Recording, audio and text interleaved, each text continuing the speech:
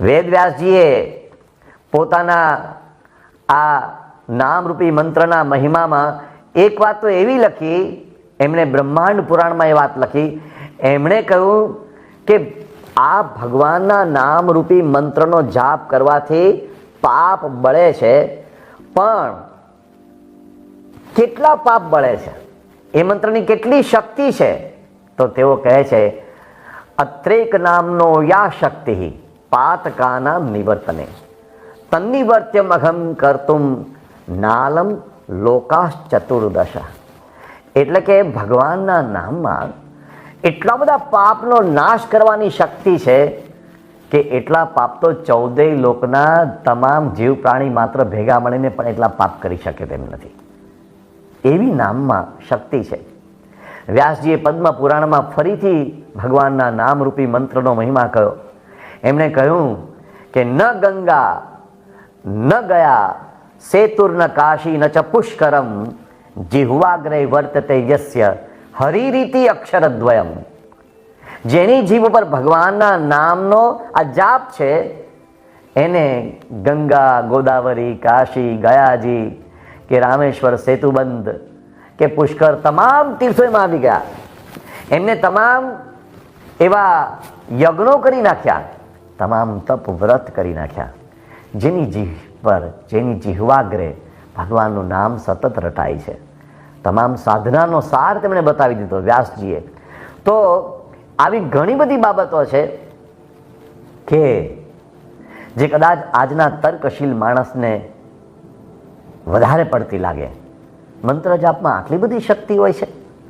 હા, હવે વિજ્ઞાન પણ તેને પુરવાર કરવા લાગ્યો છે. વિજ્ઞાનમાં ઘણા બધા એવા પ્રયોગો તાજેતરમાં થયા છે. એક ઉદાહરણ આપું. હાર્વર્ડ યુનિવર્સિટીના વિખ્યાત વિજ્ઞાની ડૉક્ટર હર્બર્ટ બેન્સનનું નામ ખૂબ જાણીતું છે. ડૉક્ટર હર્બર્ટ બેન્સને પ્રયોગો સાથે સિદ્ધ કરી બતાવ્યું કે મંત્રના રટણથી અને ધ્યાનથી મન શાંત થાય છે. અને આ વાત એમના પુસ્તકોમાં તો છે જ, પણ હાર્વર્ડ યુનિવર્સિટીની વેબસાઇટ ઉપર હાર્વર્ડ હાર્ટ લેટરના એડિટર ડૉક્ટર લોઇડ રેસનિક એના ઉપર એક આર્ટિકલ લખે છે. અને એમાં એ લખે છે કે it is a self induced quietening of brain activity. આપોઆપ જ બ્રેઇન શાંત થાય છે, મનની એક્ટિવિટી તેનાથી શાંત થાય છે. અને એનાથી શું થાય છે? એમણે કહ્યું કે ફિલિંગ ઓફ વેલ બીઇંગ, આપોઆપ સુખનો અનુભવ થાય છે, શાંતિનો અનુભવ થાય છે. અને એમણે તો ત્યાં સુધી વાત કરી કે મંત્ર જાપથી માપી શકાય તેવી રીતે બ્લડ પ્રેશર પણ કંટ્રોલમાં આવે છે અને એબનોર્મલ હાર્ટ રિધમ પણ કંટ્રોલમાં આવે છે. અને એનાથી આગળ વધીને કહે છે મનમાં અકલ્પનીય સુખ અને શાંતિનો અનુભવ થાય છે. આ વાત લખીને ડૉક્ટર લોઇડ લખે છે કે એક એવો પ્રયોગ ડૉક્ટર હર્બર્ટ બેન્સને જાહેરમાં કર્યો હતો અને તે વખતે હું હાજર હતો. અને ત્યારે શું થયું તો એમ લખતા પોતે કહે છે કે આઈ રિકોલ્ડ માય TM મંત્ર, ટ્રાન્સેન્ડેન્ટલ મંત્ર, and after 5 minutes I felt reenergised and alert. માત્ર 5 જ મિનિટ એકાગ્ર ચિત્ત સાથે કરેલી એ મંત્ર જાપની અનુભૂતિ, રી-એનર્જાઇઝ, જાણે મારામાં નવી ઉર્જા પ્રગટી ગઈ અને મારામાં સતર્કતા, સજાગતા આવી ગઈ. અને એના માટે એમણે મંત્ર જાપનો નિર્દેશ કર્યો. તેમ પેન્સિલ્વેનિયા યુનિવર્સિટીના એવા જ બીજા સાયન્ટિસ્ટ ડૉક્ટર એન્ડ્રુ ન્યુબર્ગ, એમણે એક પુસ્તક લખ્યું છે how God changes our brain. એમાં મંત્ર જાપની અદ્ભુત વાતો કરી છે, કેવી રીતે બ્રેઇન ઉપર મંત્ર જાપની અસર થાય છે. આવા જ પ્રયોગો લંડનમાં ઇમ્પિરિયલ કોલેજ ઓફ લંડનના બહુ જ મોટા એવા વિજ્ઞાની ડૉક્ટર એલન વોટકિન્સ, એમણે પણ પ્રયોગો કરીને સિદ્ધ કરી બતાવ્યું કે મંત્ર ગાનથી જબરજસ્ત મન ઉપર અસર થાય છે. ફ્રાન્સમાં પ્રયોગો થયા માસ ચેન્ટિંગ, સમૂહ ધૂન. ઘણી વખત યોગીજી મહારાજ સમૂહમાં ધૂન કરાવતા, પ્રમુખ સ્વામી મહારાજ સમૂહમાં ધૂન કરાવતા. ઘણી વખત આપણે સમૂહ ધૂનમાં જોડાઈએ છીએ તો ક્યારેક લોકોને એવું લાગે આ ખાલી સમય પસાર કરીએ છીએ, પણ ફ્રાન્સમાં પ્રયોગો દ્વારા પુરવાર થયું માસ ચાન્ટિંગથી જબરજસ્ત ઉર્જા ઉત્પન્ન થાય છે અને એનાથી અનેક લોકોના જીવનમાં ખૂબ મોટો લાભ પ્રાપ્ત થાય છે. વિજ્ઞાનની વાત કરી, પણ વિજ્ઞાનથી પરાવિજ્ઞાન, જેને આપણે બ્રહ્મ વિદ્યા કહીએ છીએ, જેને આપણે પરાવિદ્યા કહીએ છીએ, એ પરાવિદ્યાની ટોચ ઉપર જે બેઠા હતા એવા ગુણાતીતાનંદ સ્વામી અને ભગવાન સ્વામિનારાયણ, એ સ્વયં આ સ્વામિનારાયણ મહામંત્રના મહિમાની વાત આપણને સમજાવે છે. તેઓ કહે છે આ સ્વામિનારાયણ મહામંત્રનું આપણે રટણ કરીએ છીએ ત્યારે શું લાભ થાય છે. તેઓ કહે છે કે આ મંત્રે કાળા નાગનું ઝેર પણ ન ચડે, આ મંત્રે વિષય ઉડી જાય છે, આ મંત્રે બ્રહ્મરૂપ થવાય છે, કાળ કર્મને માયાનું બંધન છૂટી જાય છે, એવો એ મંત્ર છે અને મૂંઝવણ ટળી જાય છે.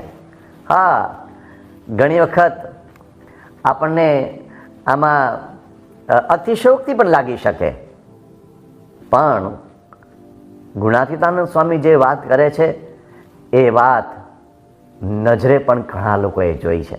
જેમ કે સ્વામીએ એ વાત કરી કે આ વાત આ સ્વામિનારાયણ મહામંત્રના રટણથી કાળા નાગનું ઝેર ન ચડે, તો એ વાત મહારાજા ભગવતસિંહજી, ગોંડલના મહારાજા, વિચક્ષણ મહારાજા ભગવતસિંહજી, એમણે નજરે જોયેલો પ્રસંગ.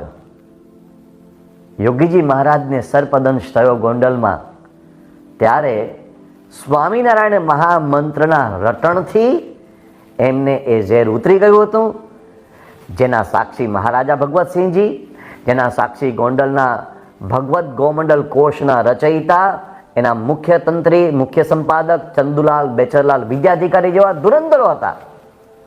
આ વાત તો 80-90 વર્ષ પહેલાની થઈ ગઈ. આજના સમયમાં પણ કેટલાય આવા પ્રસંગો બન્યા છે. હું એક નાનું ઉદાહરણ સંક્ષેપમાં આપું. આજે કેલિફોર્નિયામાં, અમેરિકાના કેલિફોર્નિયા રાજ્યમાં એક બહુ જ મોટી વિશ્વની પ્રસિદ્ધ મીડિયા ગ્રુપ કંપની છે. એમાં ગ્લોબલ ડિજિટલ ડિરેક્ટર તરીકે એક ગુજરાતી એક્સપર્ટ સેવા આપી રહ્યા છે. એના ગ્લોબલ ડિજિટલ ડિરેક્ટર છે. એનું નામ છે ભાવેશભાઈ. આ ભાવેશભાઈ કેટલાક સમય પહેલાની વાત છે કે ન્યુયોર્કના જંગલોમાં હાઇકિંગ કરવા નીકળેલા અને એમને રેટલ સ્નેક કરડ્યો, અતિશય ઝેરી સાપ. સાથે મિત્ર હતા, વાહન છેક અંદર સુધી આવે તેમ નહોતું, એટલે એમને ઉંચકીને છેક બહાર લઈ આવ્યા, હોસ્પિટલ સુધી લઈ ગયા. ત્યાં સુધીમાં તો ઝેર શરીરમાં વ્યાપી ગયું અને એમને આ જે ઝેર શરીરમાં વ્યાપી ગયું એની ટ્રીટમેન્ટ કરવા માટે 9 અમેરિકન ડૉક્ટરો જોડાયા. 7 દિવસ સુધી ડૉક્ટરો મથ્યા. એમના પિતાશ્રી રમણભાઈ તે વખતે ફ્લોરિડામાં હતા અને જ્યારે રમણભાઈ આવ્યા ત્યારે જોયું તો પુત્રનું શરીર તો લીલું પડવા લાગ્યું હતું. એમને થયું કે બચવાનો કોઈ ઈલાજ નથી. ડૉક્ટરોએ કહ્યું કે બધા જ પ્રયાસો કરી લીધા, પણ હવે ચાન્સીસ બહુ ઓછા છે. એટલે તાત્કાલિક રમણભાઈએ બ્રહ્મ સ્વરૂપ પ્રમુખ સ્વામી મહારાજને ફોન કર્યો. બાપા, આવી પરિસ્થિતિ નિર્માણ પામી છે, બચાવી લો મારા પુત્રને. બ્રહ્મ સ્વરૂપ પ્રમુખ સ્વામી મહારાજે એટલું જ કહ્યું કે તમે સ્વામિનારાયણ મહામંત્રની ધૂન કરો અને બધા હરિભક્તોને પણ કહો કે સ્વામિનારાયણ મહામંત્રની ધૂન કરે. અને અમે પણ અહીંયા સ્વામિનારાયણ મહામંત્રની ધૂન કરીએ છીએ. ભગવાન રક્ષા કરશે. અને રમણભાઈ અને એમના બધા પરિચિત સત્સંગીઓ બધા ધૂન કરવા લાગ્યા અને માત્ર એક જ દિવસમાં પરિણામ બદલાઈ ગયું, ઝેર ઉતરી ગયું. અને ભાવેશભાઈ, જેમને થોડાક મનમાં પૂર્વગ્રહો હતા, તે બધા ઓગળી ગયા અને ભાવેશભાઈ સાજા નરવા થયા પછી ભારત આવ્યા. પ્રમુખ સ્વામી મહારાજ પાસે આવ્યા. પ્રમુખ સ્વામી મહારાજના ચરણમાં વંદન કરીને પ્રણામ કરીને કહ્યું, સ્વામી, હું આજે જીવતો થયો છું, હું મૃત્યુના દ્વારે હાથ અડાડીને પાછો આવ્યો છું. એનો યશ આપને અને સ્વામિનારાયણ મહામંત્રને છે. મને દ્રઢ શ્રદ્ધા થઈ ગઈ કે હું છેક યમના દ્વારે જઈને પાછો આવ્યો છું, મૃત્યુના દ્વારે જઈને પાછો આવ્યો છું. એનું એકમાત્ર કારણ આ મંત્રનો જાપ, આ મંત્રની શક્તિ. તમામ અમેરિકન ડૉક્ટરો પણ એ વાતમાં એકમત હતા કે આ ચમત્કાર છે. આવા તો બીજા ઘણા બધા પ્રસંગો હશે, પણ આ એક એવી વ્યક્તિ આનો સ્વીકાર કરે છે કે જે આવી બાબતમાં શ્રદ્ધા ક્યારેય ન રાખે ગુણાતીતાનંદ સ્વામી માત્ર ભૌતિક ઝેરની વાત નથી કરતા, એ તો માત્ર એક નિમિત્ત એક આપણને સમજાવી રહ્યા છે ભૌતિક ઝેરનું ઉદાહરણ આપીને. સ્વામી આધ્યાત્મિક ઝેરની પણ વાત કરી રહ્યા છે.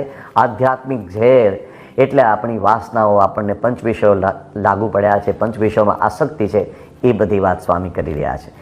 એ ઝેર પણ જે અનંત જન્મોથી આપણને ચઢ્યું છે એ પણ સ્વામિનારાયણ મહામંત્રના જાપથી ઉતરે છે.